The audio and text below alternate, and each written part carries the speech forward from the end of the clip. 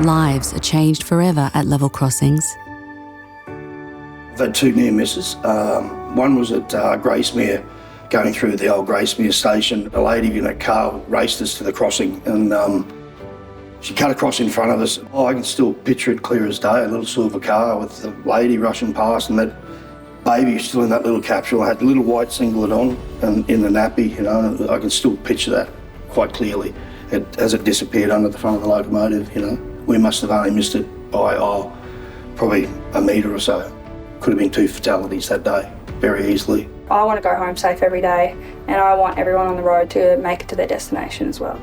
I was looking forward to getting home to the wife. It's not very often we can have dinner together as a shift worker. And anyway, we come up to our first crossing, this cab flashed past in front of us and we slammed straight into his loaded trailer and that's when all hell broke loose. I was unconscious for about 10 days. Level crossing safety is the most serious thing that we face on a daily basis.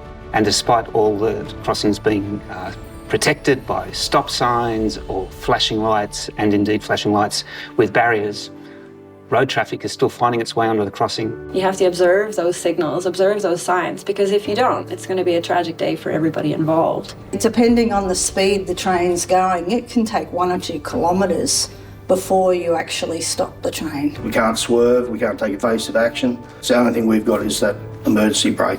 And the really sad part about this is some of us don't ever come back. I know drivers who've never come back from these sorts of incidents. The trauma is real and they can be significantly affected and never get back to their normal lives. Yeah, it's the flashbacks. That's what really, really messes with you. You can be trying to get on with your day, you'll be at the grocery store and bang, you get this flashback. No one wants to knock on the door or a phone call to say that there's an accident or even worse, a fatality. Think about a fatality, letting loved ones know that their loved one is deceased. And I also want to come home at the end of the day. At the end of my shift, I want to come home to my babies. And look, level crossings are your friend. The flashing lights are your friend. They're there to protect you. Look both ways, slow down and look both ways. Just to wait for that extra couple of minutes for us to pass safely, it means lives, you know, it can cost lives.